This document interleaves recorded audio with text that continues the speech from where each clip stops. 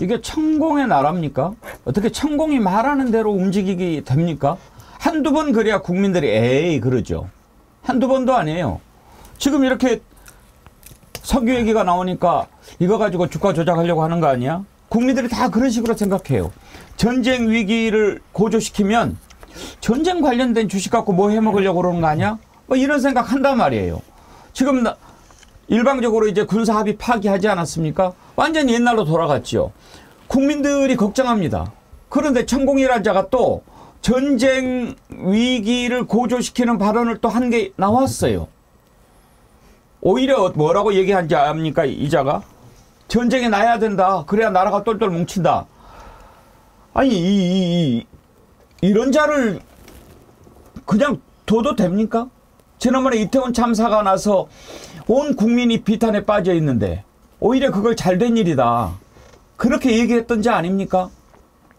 전쟁 발언 한번 들어보실래요? 우리 민족을 어떤 사람들이라고 이야기하는지 알아요? 나라가 망해야 뭉치는 민족이다. 나라가 전쟁이 일나갔고 나라가 망하잖아요. 똘똘 뭉치는 민족이에요. 죽어봐야 저성 맛을 알고 그때 정신을 차리는 사람들이 이 대한민국 사람들이에요. 우리나라를 폄훼하고 오히려 전쟁을 부추기는 저런 발언을 그냥 둬야 됩니까? 말도 안 되는 거죠. 한국전쟁에서 수백만 명이 죽어갔습니다. 그리고 영구적인 분열이 됐고 그것 때문에 치르는 분담 비용이 엄청나게 진행이 되고 있고 지금도 마찬가지입니다만 최근 상황 때문에 지금 휴전선 접경에 있는 주민들 같은 경우는 지금 안달이 나 있습니다. 과거의 고통스러운 것들이 확인될 수밖에 없는 것이고 이건 주식이랑 성질이 달라요. 주식에서 왕창 망하면 돈을 열심히 벌기라도 하면 되는 겁니다만 사람 목숨을 잃으면 다시 재생이 안 되는 문제인데 저 문제를 저렇게 쉽게 얘기하면서 전쟁이 나야지 우리나라 국민들은 똘똘 뭉친다고요? 예를 들면 그 전쟁이 난 와중에도 이 나라의 경제를 살린 게 국민이고 독재가 있음에도 불구하고 민주주의를 만든 게 우리나라 국민입니다.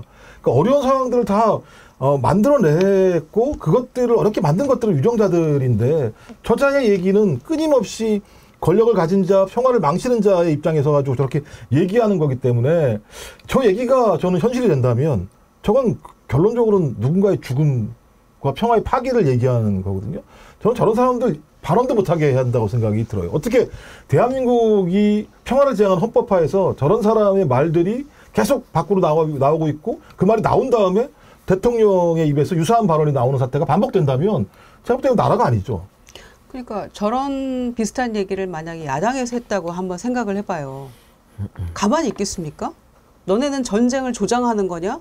이러면서 아주 벌떼처럼 덤벼들지 않겠어요? 그런데 천공이 저런 얘기를 버젓이 온라인 영상을 통해서 해도 아무 조치를 취하지 않잖아요. 천공은 성역입니까? 왜 천공에 대해서는 그때 관저 이전 뭐 할 때 가서 봤다 안 봤다 이런 얘기 나올 때부터서 정확하게 조금 끊어달라. 천공과는 전혀 무관하다. 있을 수 없는 일이다. 왜 한 번도 그렇게 관계정리 차원에서 얘기를 안 하느냐라고 했어도 지금까지도 관련된 이야기 단 한 번도 하지 않았잖아요. 천공이 성역입니까? 어떻게 저런 말을 할 수가 있습니까? 전쟁이 나야 된다? 저런 자는 저 법에 안 걸립니까? 그러니까 참 이게 저도 천공의 발언을 듣다 보면 이게 뭐 법을 말할 것도 없을 만큼 이 혹세무민을 시키는 자 아니겠습니까? 그러니까 소위 말해서 사람들을 상대로 사기치고 다니고 세상을 어지럽게 하는 사람인데 저런 사람에게 영향을 받아서 만약에 대통령이 국정 운영을 한다라고 하면 이거는 완전히 차원이 달라지는 문제거든요. 그래서 저는 윤석열 대통령이 천공에게 지금 영향을 받고 있는 거 아닌가라는 게 지금 이 논란의 핵심이기 때문에 저는 이것은 정치권의 문제로 이미 소환이 된 거고요. 저는 지금 이 석유와 관련된 의사결정 과정 여기에 대해서도 저는 국회가 따져 물어야 된다. 도대체 이게 어떤 과정을 통해서 나온 것인지 만약에 정부가 제대로 설명을 못한다라고 한다면요. 이제는 천공이 대한민국의 국정을 운영한다라고 규정을 지어도 저는 뭐 부족함이 없는 상황 아니겠는가. 이건 매우 중차대한 문제고 대한민국의 안보까지도 해야 할 수 있는 문제이기 때문에 저는 이제는 천공 문제는 처리를 좀 해야 될 시간이 좀 다가왔다라고 저는 생각이 듭니다. 그런데 지금 저렇게 하는 것이 어떤 문제가 있냐면 안 보면 그만이죠. 에? 저런 자하고 상대 안 하면 됩니다. 저는 개인적으로 전 정신적으로도 문제가 있는 자라고 보니까요. 그런데 이제 권력의 속성이라는 게 뭐냐면 이 자가 대통령과 엄청 가깝다라는 게 알려지면 파리가 끓어요. 그리고 그걸 가지고 권력을 이용해서 재미를 보는 자들이 넘쳐납니다. 그리고 이제 안테나를 그쪽에다가 갖다가 대고 저자가 무슨 얘기를 하면 그걸 영향을 받을 거라고 생각하니까 거기에 가서 장단을 맞추고 이러면서 이제 나라가 비틀어지는 겁니다. 그게 문제가 되는 거죠. 개인적으로야 뭐 저런 자 상대 안 하면 되니까요. 근데 가장 큰 문제는 저런 자하고 상대하는 사람이 대통령 내외일 수 있다라고 하는 점. 그리고 영향을 받을 수 있다라는 점. 그리고 그게 정책으로 실행될 수 있다는 점. 이게 가장 큰 문제고. 그다음에 이제 똥파리들이 문제인데 저는 이 국가공무원 인재개발원장 이자도 의심이 가요. 혹시 뭐 어떤 커넥션이 있는 건 아닌가. 어떻게 국가공무원 인재개발원장이라고 하는 자가 전쟁을 가볍게 얘기합니까? 이런 생각을 가지고 어떻게 공무원들 교육을 시킨단 말입니까? 윤 대통령이 늘 전쟁을 염두에 두고 전쟁을 준비하고 있다. 이따위 얘기를 합니다. 짓거려야 됩니다. 들어보시죠. 대통령께서는 지금 전쟁을 생각하고 계신다. 대한민국이 지금 위기다. 그 생각을 하신 지가 이미 상당히 오래됐다는 그 말씀을 드리는 것입니다. 윤 대통령께서는 지금도 늘 전쟁을 염두에 두고 전쟁을 준비하고 계신 것입니다. 그것도 매우 강고하고 구체적으로 말입니다. 모르시겠습니까? 평화를 구걸하면 전쟁이 닥쳐오고 전쟁을 준비하면 평화가 온다는 것은 역사가 가르쳐준 법칙입니다. 좀 뭐 사이비 교주 같기도 하고. 네. 어쨌든 반헌법적 발언이에요. 저 내용은. 대통령은 한반도의 평화적 통일을 위해서 헌신해야 될 목적 자체가 예를 들면 그 헌법에 있고요. 본인이 취임식 할 때 선서하는 내용인데 대통령 보고 전쟁을 하십시오라고 얘기를 하는 거예요. 저는 저런 식의 발상 자체가 왜 나올까라고 하는 측면들은 보수의 이념을 갖다가 대통령을 통해서 추사하거나 대통령 스스로가 그런 얘기들을 사적인 자리나 여로의 공간에서 얘기했으니까 저런 얘기가 나온다고 봐요. 그냥 뭐 일부러 저렇게 얘기를 했겠습니까? 대통령이 저런 사고를 가지고 있다라고 하는 것. 또 하나는 보니까 정치적으로 또 매우 겁도 많은 것 같아요. 그 과거에 생각은 나시지 않습니까? 선거 지고 난 다음에 지지율 폭삭 떨어지니까 갑자기 영수회담 하자고 얘기했지 않습니까? 이번도 마찬가지인데 6월 3일날 국정브리핑에서 이 석유얘기가 나온 건데 6월 1일날, 2일날, 3일날 조중동이 난리가 났습니다. 지지율 폭락하니까 야 40대 8%밖에 안 돼. 기시다가 꼴등인데 당신 꼴등 바로 위에 있어. 왜 그래? 라는 식의 엄청나게 퍼부어대면서 대통령실과 대통령의 변화라도 촉구를 해야 되니까 6월 3일날 딱 이 얘기가 나오는 거예요.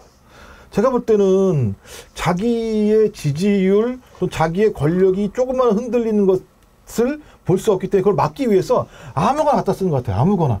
뭐 지금 당장 영수회담? 내가 이따 나중에 안 하면 그만인 거고 하고 난 다음에 약속해도 나중에 그거 안 들어주면 되는 거지. 석유? 뚫어보는 거지 뭐.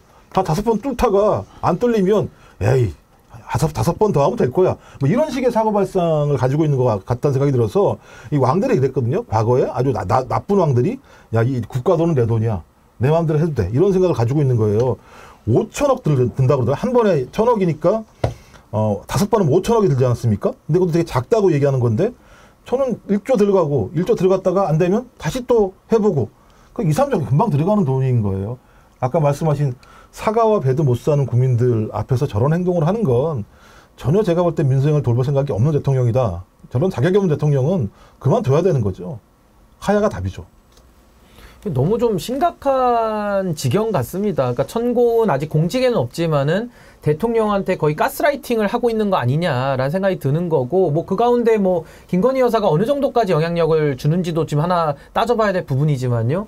지금 이 김채환이라는 작자는 저런 막말을, 뭐 막말이라고 하기도 그렇고요. 저런 어처구니 없는 이야기를 하는 작자가 어떻게 지금 공무원 인재개발 원장을 하고 있습니까? 이게 차관급 자리거든요. 국민의 세금으로 월급 주고 있거든요. 게다가 우리나라 공무원들을 교육하는, 그걸 총괄하는 자리인데 어떻게 저런 인식을 갖고 있는 작자를 지금도 공무원 인재개발원장으로 쓰고 있는지 저는 정말 이쯤 가면은 윤석열 대통령 제가 탄핵 얘기 굉장히 조심해서 하고 있는데요. 하야는 당연히 답이고요. 단 1분 1초라도 더 저는 국정을 맡겨놔서는 안 되겠다라는 위기감을 저는 갖고 있고, 이런 사안들이 이제 앞으로 많이 밖으로 현출이 될 텐데, 저는 하루라도 빨리 윤석열 대통령을 직에서 내려오는 게 정말 국가를 위한 유일한 길 아니겠는가. 너무 심각합니다. 지금 제가 볼 때는 매우 심각한 지경입니다. 임 PD님, 잠깐만 마이크 좀 내려주세요.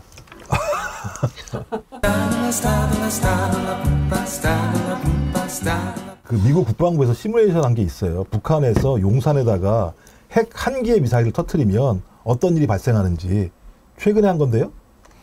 125만 명이 졸지에 다 죽어요. 서울 시민. 10분의 1 이상이 죽어가는 상황입니다.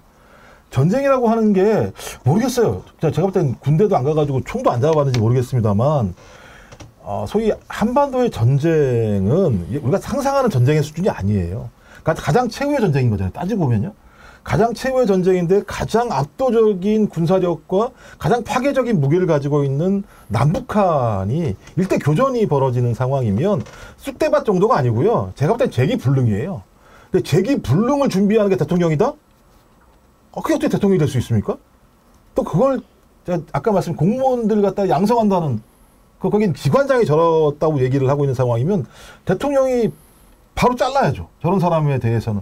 저기 아래서 배운 공무원들이 뭘 배우겠습니까? 진짜.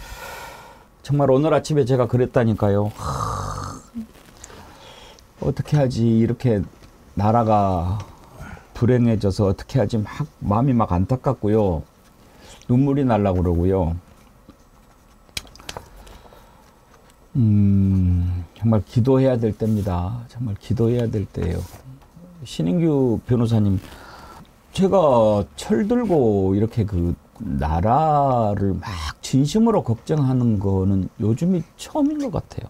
그러니까 지금 저도 뭐 비슷한 마음인데요. 이게 이제 걱정을 넘어서는 어떤 뭐 불안감 내지는 또 일부 어떤 분들은 또 자포자기 하시는 분들도 생기시는 것 같고, 정말 이 나라 꼴이 이게 뭐냐라는 아우성들이 지금 막 사방에서 터져 나오고 있거든요. 아니, 비견한 예로 최근에 갤럽 조사에서 우리 사회에 좀 중추라고 하는 40대에서 어떻게 지지율이 한 자리가 나오겠습니까? 그렇다 지금 나라가 엄청난 위기 상황이고 참으로 심각한데, 이 모든 위기의 근원, 만악의 근원이라고 할 수 있는 윤석열 대통령이라는 자는, 뭐 대통령이라는 말 저도 이제 붙이고 싶지도 않은데요, 사실은. 근데 뜬금없이 또 석유 논란으로 또 나라를 뒤집어 놓지를 않나. 주변에 있는 사람들은 이런 식으로 전쟁 위기를 부추기지를 않나. 이게 사람입니까? 그러니까 사람의 목숨값을 가지고 소위 말해 장난질을 하는 이런 거는 정말 인간 취급을 받을 수 없는 사람들의 작태들인데, 전 이런 것들이 지금 공적 영역에서 소화가 되고 있다는 것이 참 믿기가 어렵고, 정말 대한민국이 완전히 정치적으로 후진국이 돼버렸구나라는 생각이 들면서, 저도 어떻게 정말 이 위기를 좀 싸워나가고 이겨나가야 될지, 저희까지 용기를 잃으면 안 되니까요. 저는 그런 고민을 지금 많이 좀 하고 있습니다. 아니, 전쟁에 대한 공포는 지금도 현재 진행형 아닙니까? 세계 각국에서. 그리고 우리나라에서는 지금 윤석열 대통령에 대한 지지가 유일하게 높은 70대 이상은 다 그 아픔과 두려움을 알고 있는 분들이잖아요. 그런데 이렇게 그 주변 인사들이 전쟁이라는 얘기를 아무렇지도 않게 얘기하고, 전쟁 나야 정신 차리고 뭉친다, 이런 얘기들을 아무렇지도 않게 내뱉는 이런 상황에 대해서 제재도 없고, 뭐라고 누구 하나 말리는 사람도 없고, 막 이런 광경을 목도하고 있으니까 이게 기가 막히지 않겠습니까? 그래서 대통령이라는 사람이 도대체 국민의 안전과 생명에 대한 어떤 철학이 있는 것인지, 군대 가서 억울하게 죽은 이 최혜병 사건에 대해서도 거부권을 남발하면서 이렇게 국민과 배치되는 방향으로 가면서 전쟁 불사하겠다? 이게 도대체 앞뒤가 맞는 얘기입니까? 그 전쟁 나면 누가 나가서 싸웁니까? 우리 정말 이 아들들이 나가서 선봉에 서야 되는 건데, 그 군인들의 목숨, 훈련병의 목숨 아무렇지도 않게 생각하는 이 대통령을 믿고 어떻게 살아가란 얘기인지 묻고 있는 거죠. 그러니까 저는 윤석열 대통령의 이 생명관이라고 하죠. 그때 아마 권성희 변호사도 비슷한 말씀을 하셨던 걸로 제가 기억을 하는데요. 한 사람의 생명은 온 우주랑도 바꿀 수 없는 거거든요. 근데 한 사람의 생명도 경시하는 사람은 1000명의 생명도 경시하게 돼 있습니다. 전 윤석열 대통령 이태원 참사 현장에 가서도 뭐 뇌진탕으로 사람이 여기서 죽었나? 뭐 이따위 소리를 할 때부터 최혜병의 그 억울한 죽음에 대해서 지금까지도 온 나라가 뒤죽박죽이 되어 있고, 최근에도요, 논산에서 훈련을 받다가 정말 고문에 가까운 그런 괴롭힘을 당하다가 한 훈련병이 사망을 했는데, 그날 연결식 하는 날 맥주를 처먹으면서 욕을 대신 먹겠다라는 말을 서슴지 않는 이 대통령의 모습을 보면서, 아, 이 사람은 생명에 대한 기본적 존중이 없는 사람이구나. 그렇기 때문에 우리가 대한민국이 이 사람이 대한민국을 이끌 때에는 더 많은 생명들이 억울하게 죽어나가지 않을까? 그 위기가 현실이 되고 있고요. 그러니까 그런 걱정을 지금 하고 있는데, 주변에 인사라는 사람들이 저렇게 전쟁이라는 거를 뭐 겪어봤는지 안 겪어봤는지는 모르겠습니다만, 지금 우크라이나 전쟁 우리가 보고 있지 않습니까? 사람들이 죽어나가는 거거든요. 근데 저런 걸 저렇게 말로 떠드는 사람들이 정말 공적인 역할을 하거나 아니면 공적인 역할을 숨어서 하고 있다라고 하면 이거 엄청 심각한 문제입니다, 지금. 아무리 뚫린 입이라고 말을 그렇게 함부로 합니까? 전쟁이라뇨. 전쟁이 뭔지 압니까? 정말 저런 말을 하는 자들은 입을 그냥 어떻게 해버리고 싶어요. 그리고요, 자, 전쟁이 나면 누가 싸웁니까? 우리 젊은이들이 싸우지요. 젊은이들이 싸울 때는 나라에 대한 충성심으로 싸우는 겁니다. 그 나라가 믿고 따를 만하다고 할 때, 이 나라를 지킬 만한 가치가 있다고 믿을 때, 그게 싸우는 힘이 되는 거죠. 지금 이런 자를 믿고 어떻게 전쟁을 하겠어요? 그게 먼저가 아닙니까? 이거는 아니지 않습니까? 예? 그렇죠. 전쟁 나면 제일 먼저 도망갈 것들이 소따님. 그렇습니다. 그런 생각 들지 않습니까? 국가공무원 인재개발원장이 대통령이 늘 전쟁을 염두에 두고 전쟁을 준비하고 있다는 게 사실이 아니라면 경질해야 되는 거 아닌가요? 그러니까요. 아니, 이걸 그냥 두고 보나요? 공무원이잖아요. 대통령이 임명권자인데 이런 터무니없는 얘기를 막 그렇게 사이비 교주처럼 나와가지고 막 저렇게 떠들어대는데, 이 공무원 인재개발원장이 그런 일 하는 사람이 아니잖아요. 정말 기가 막혀가지고. 아니, 저런 사람한테 우리 국민들의 세금을 1원 한 푼 늘 이유가 있습니까? 아무리 대통령에게 헌법상 권한으로 공무원에 대한 임명권이 있다고 하더라도, 저는 이 상황에서 윤석열 대통령이 시정 안 하잖아요? 그러면 저 뜻에 동의한다는 거거든요? 그렇죠. 그리고 국민을 뭘로 보기에 저렇게 처신을 하는 것인지, 이건 윤석열 대통령의 문제로 봐도 무방하다. 저 그렇게 생각합니다. 단 하루라도 저런 자를 정말. 전 이해가 안 되는 게, 그러니까 전 대통령이 얼마나 문제가 많냐면 국제 정세를 전혀 이해를 못 하고 있는 것 같아요. 지금 미국이 두 군데서 전쟁을 하고 있지 않습니까? 따지고 보면 우크라이나, 러시아, 그다음에 이스라엘이랑 하마스가 불어지고 있고, 지금 대만 문제도 지금 만만치 않은 상황이에요. 그래서 미국은 어떻게 세 군데 지역에서 미군이 이거 갖다 지탱할 수 있을 것인가를 고민하고 있는데, 갑자기 난데없이 9.19 군사합의를 효력 정지를 시켜버리게 되면 미국은 네 군데에서 자기 전력을 투사해야 되는 상황이거든요. 아마 바이든 속으로 엄청나게 화났을 거예요. 이 동맹이라고 하고 친구라고 생각을 했더니 하는 짓을 보면 자기의 정치적 행보를 위해서 모든 어떤 사태들 갖다가 이렇게 만들어 버리는구나. 이 전혀 외교를 모르는구나. 전혀 국제 정세를 모르는구나. 전혀 군사 정책을 모르는구나라는 생각이 들 것이고, 저는 이렇게 국제 정세를 제대로 모르는 대통령이 존재한다면 거의 외교적으로 제가 볼 때는 협상을 하는 주체를 보지 않거나 레버리지를 활용을 하지 않는 측면들이 계속 만들어지게 됩니다. 그러면 한국 외교만 계속 고립화될 수밖에 없는 거예요. 지금도 계속 고립돼 왔었습니다만, 전 대통령이 이런 말 한마디 한마디가 전쟁의 위기들을 더 가까이 다가오게 하는 측면도 있습니다만, 또 우리 외교를 더욱 고립시키게 되고, 외교가 고립되게 되면 결론적으로 경제도 안 좋아지는 상황으로 갈 수밖에 없어요. 그러면 이놈의 대통령은 군사 엉망으로 만들어, 외교 엉망으로 만들어, 경제 엉망으로 만들어, 그다음에 우리 장병들 목숨 엉망으로 만들어, 그다음에 20대 청춘들 제대로 마음 놓고 놀기도 못하게, 전 이런 일을 벌이는 상황이기 때문에 이건 총체적인 국민 생명들을 경시하는 정부다. 그런 정부들을 유지하는 것 자체가 제가 볼 때는 공화국 시민으로서 해야 될 일이 아니다, 이런 생각이 들어요. 물론 옛날에 좀 그런 거는 있어요. 이제 지도자가 여러 가지가 있잖아요. 그 네 가지로 분류를 되게 합니다. 그게 이제 케네스와 블렌차드 뭐 이런 모델이라고 하려는데, 지도자가 자유방임형이냐 권위주의형이냐 이 네 가지를 양극단에 놓고 권위주의 극단이 있고 자유방임이 있고 그것에 이제 그 중간 형태로 방임에 가까우면서 권위에 가까우면서 방임 이렇게 이제 네 가지로 나눈단 말이에요. 가장 이제 안 좋은 게 지나친 권위주의도 안 되지만 자유방임이 안 되는데 자유방임형 지도자가 있을 때 그나마 좋은 점은 뭐냐면 구성원들이 아, 저 사람 믿고 가다가는 큰일 나겠다. 우리라도 살 길을 찾자 해서 그나마 권위주의적인 지도자보다는 자발적인 행동이 좀 많이 나온다는 거예요. 얼마나 불행한 일입니까? 지금 저는 우리 정어리원들의 이런 모습을 보면서 마음이 막 슬프고 아파요. 얼마나 이렇게 거지 같은 지도자를 만나니까 국민들이 그나마 이러면 나라 망하겠다라고 하고 일어나는가. 그런 생각 들지 않습니까? 그러니까 저도 뭐 제 말씀드리기 전에 김영숙님께서 이제 제가 아까 흥분해가지고 논산훈련소라고 이야기를 했는데 그 12사단 신병교육대로 제가 아까 흥분해서 그 말씀을 다시 한번 정정을 드리도록 하겠고요.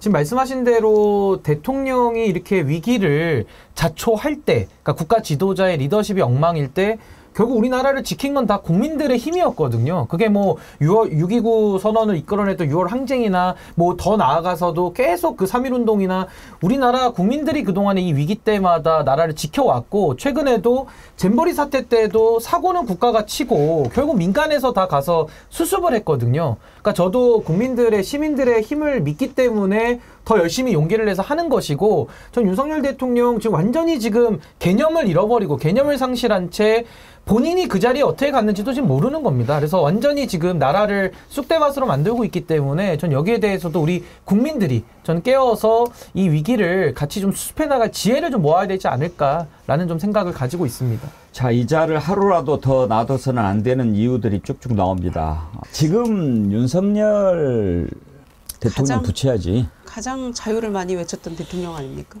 거짓말한 게 하나 둘 다 이제 나오고 있습니다. 그 전에 어땠습니까? 뭐 다 부인했잖아요. 그 부인했던 세트를 한번 모아봅시다.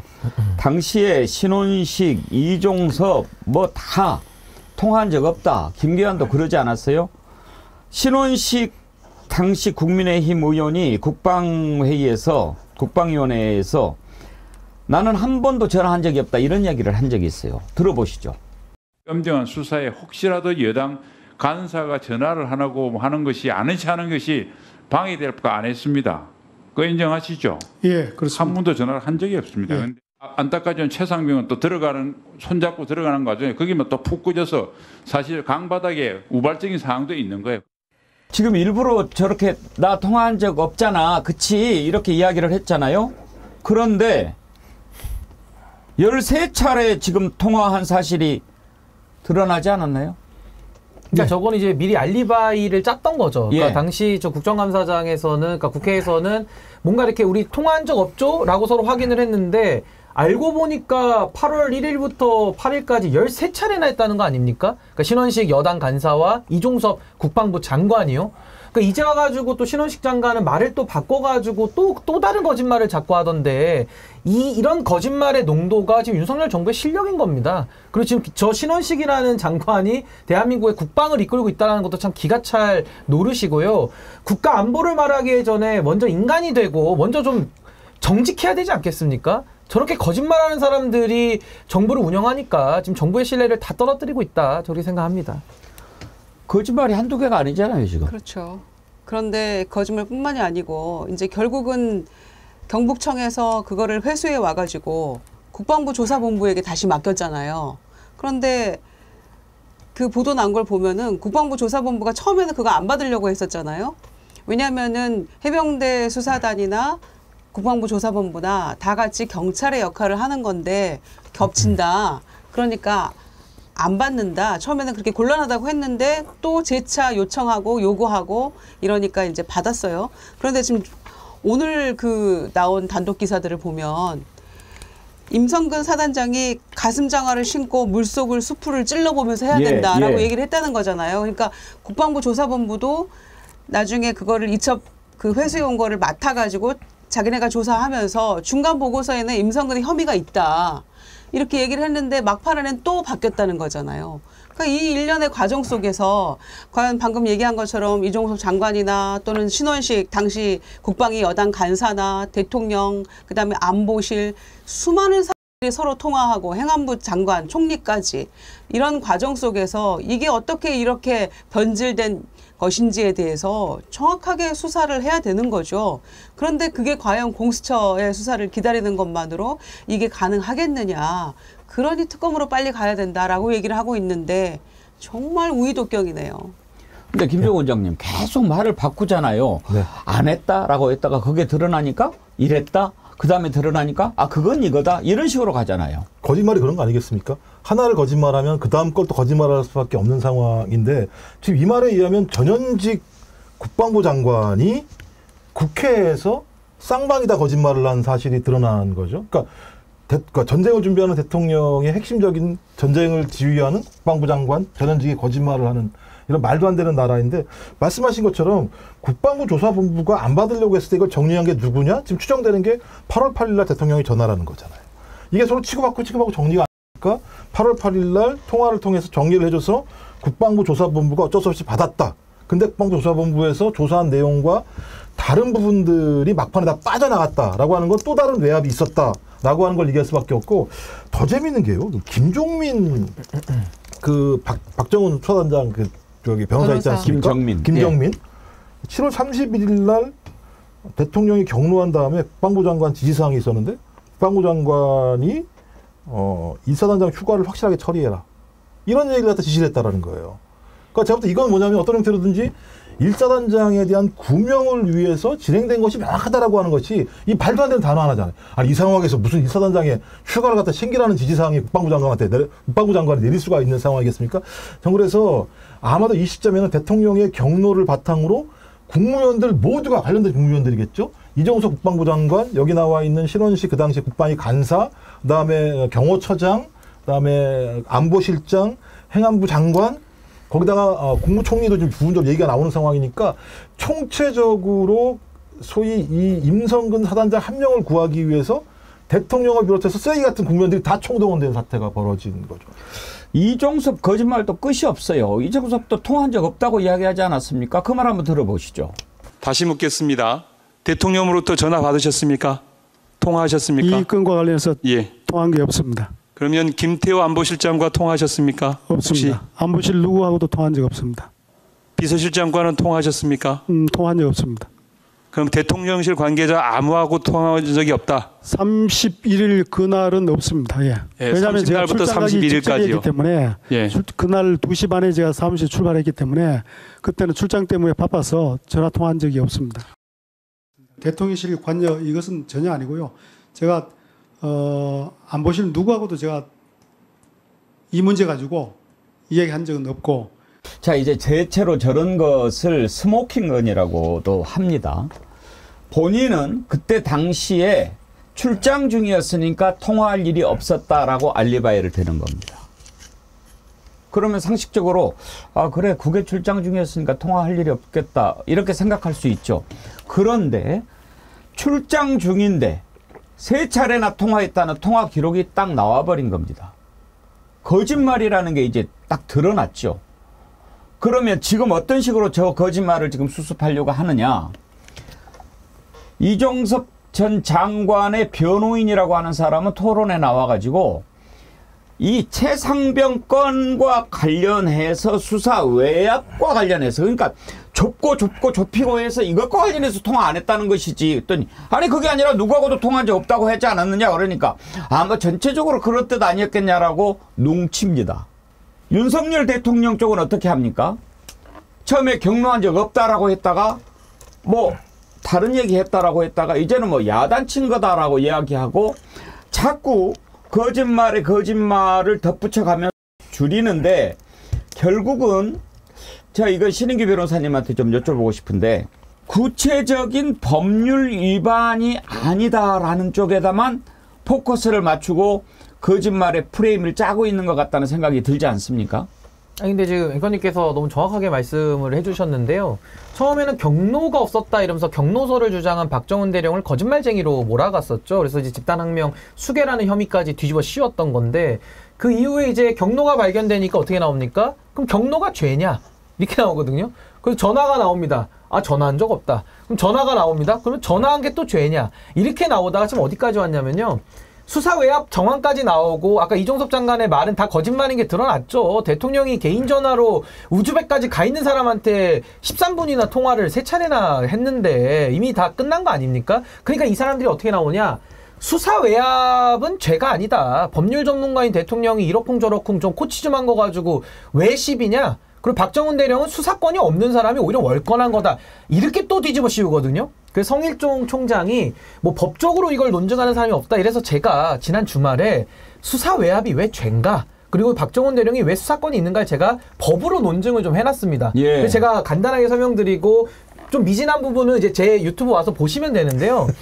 아니 수사권이라는 게요. 군사경찰법에 박정훈 대령에게 수사권이 있다라고 명시돼 있습니다. 근데 그 수사권은요. 그 부대의 장에게만 지휘감독권이 있습니다. 그러니까 해병대 사령관이죠. 그리고 이 수사권에 대해서는 군사법원법에 보면요. 국방부 장관일지라도 구체적 사건에 대해서는 간섭할 수 없다. 이렇게 나와 있고 이 구조는 검찰청법에도 똑같이 나와 있습니다. 그러니까 예를 들면 법무부 장관은 구체적 사건에 대해서는 지휘감독할 수 없고요. 검찰총장만을 지휘하게 돼 있거든요. 그리고 참 재밌는 게요.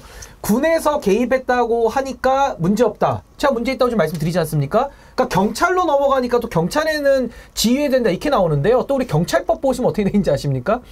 경찰청장도 구체적 사건에 대해서는 지휘감독할 수 없게 되어 있습니다. 그러니까 제가 드리고 싶은 말씀은 뭐냐면은 이 지금 최혜병 사건과 관련된 혐의자들 수사하는 거 있지 않습니까? 이 구체적 사안에 대해서는 군 검찰 단계에서도 그 누구도 개입하면 수사 외압이 되는 거고요. 경찰로 넘어가서도 경찰권이 수사를 함에 있어서 대통령 할아버지라고 할지라도 간섭할 수 없는 것이 우리 법 체계다. 근데 지금 드러난 건 어떻습니까? 대통령이 법률 전문가니까 이러쿵저러쿵 해서 지금 혐의자들 빼라고 한 거 아닙니까? 그거를 수사 외압, 직권남용이라고 부르는 겁니다. 그래서 저는 최근에 대통령실에서 대통령이 뭐 개입했다는 식으로 입장을 냈던데 이건 나중에요. 윤석열 대통령 문제 될 때 100% 이거는 수사 외압을 자백한 것으로 전 대통령실이 인정한 걸로 수사 과정에서는 굉장히 불리하게 작용할 것이다 라고 저는 생각합니다. 예. 아니 그 경로설에 대해서 박정훈 대령을 망상이라고 몰아갔잖아요. 그리고 성일종 사무총장은 지금 대통령이 법률가로서 의견 제시도 못하냐 얘기하는데 그렇다면 왜 박정훈 대령은 항명죄입니까?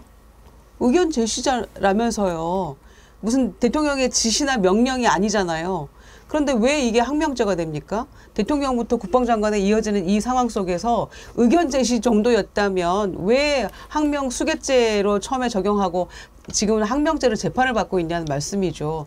임성근 사단장도 의견 제시였을 뿐이라고 얘기를 하고 대통령도 의견 제시라고 얘기를 하고 그러면서 실제로는 밑에 모든 상황은 다 바뀌어버리고 외압으로 느끼고 있었고 경찰에 이첩할 때도 해병대 수사단에서는 우리는 외압 받았다라는 취지로 경북청에 얘기를 하면서 자료를 넘기기도 했었잖아요. 그런데 이런 상황을 두고 완전 눈 가리고 아웅하는 것인데 아마 장관 뭐 40여 차례 국방장관하고 통화하고 정부 모든 사람이 나서가지고 대통령실 포함해서 이거는요 정권 차원에서 조직적으로 수사를 방해하고 은폐한 것이라고 저는 생각합니다. 일단 이 부분은요. 그러니까 아마 그 특검 수사가 되면 유재현 법무관리관이 실제적으로 박정훈 수사단장한테 수사권이 있다라고 본인이 얘기를 한 사실들이 확인되는 상황이기 때문에 수사권이 있었기 때문에 수사를 진행한 것은 뭐 학력이고 아무런 문제가 없는 것이고 또 하나 이제 의견 얘기하는 거잖아요. 그러니까 대통령이 어떻게 사단장까지 수사할 수, 뭐 예를 들어 기소할 수 있겠냐라고 하는 의견을 제시했다고 얘기를 하는데 재밌는 내용들은 이 군사보좌관이 해병대 사령관한테 텔레그램으로 보내서 이런 거죠. 직접적 책임자는 형사처벌하고 지휘 책임자는 징계를 좀 해주시면 안 되겠습니까? 의견 제시를 했다는 거예요. 군사보좌관이라는 사람이. 이 얘기는 뭐냐? 현장에서 지휘한 사람한테만 기소하고 나머지는 그냥 징계 정도로 처리하면 되는 거 아니야? 내부에서? 이런 얘기를 했다는 거예요. 전 그렇다면 군사보좌관의 이 내용은 대통령이 얘기한 어떻게 사단장까지 기소할 수 있겠어라고 하는 그 지시사항에 대한 구체적인 폐암 문제라고 생각이 들기 때문에 이거 그냥 직접적으로 수사 개입한 거죠. 누가 뭐라고 얘기하더라도. 저 그렇다면 직권을 남용했다라고 하는 논리는 저는 진짜 지금의 현 경찰이 아니라 특검이 한다면 이렇게 나올 수밖에 없을 거다. 저는 검찰이 한다면 모르겠어요. 제가 조금만 보강을 하겠습니다. 그러니까 박정훈 대령이 이제 수사외압까지 밝혔기 때문에 지금 국민의힘에서는 박정훈 대령이 수사권이 없는 사람이야라고 지금 얼토당토하는 주장을 하는 겁니다. 근데 저는 다 왔다고 보고요. 박정훈 대령 해병대에서 수사단장의 지위에 있었는데요. 아니 요리사가 요리를 하지 뭘 하겠습니까? 수사단장이 수사하는 거고요. 군사법원법 228조에도 수사하는 과정에서 관할이 없음이 발견됐을 때 이첩 파야 된다. 수사라는 말이 법문에 나옵니다. 그리고 더 나아가서 제가 아까 대통령 할아버지라고 하더라도 수사에 간섭을 못한다고 한 이유는요. 수사와 소추 권한은 행정부에 소속되는 게 맞습니다. 근데 수사라는 거는 준사법 절차거든요. 그러니까 사법 절차에는 대통령도 간섭을 못하는 것이 우리 법 체계. 제가 아까 검찰청법, 경찰법을 예를 들어서 말씀을 드린 거고 거기에 개입을 했다 그러면요. 대통령 수사 외압이고 직권 남용입니다. 그걸로 처벌받은 얘가 수두룩한 겁니다. 재봉틀이 여러 개가 필요할 것 같습니다.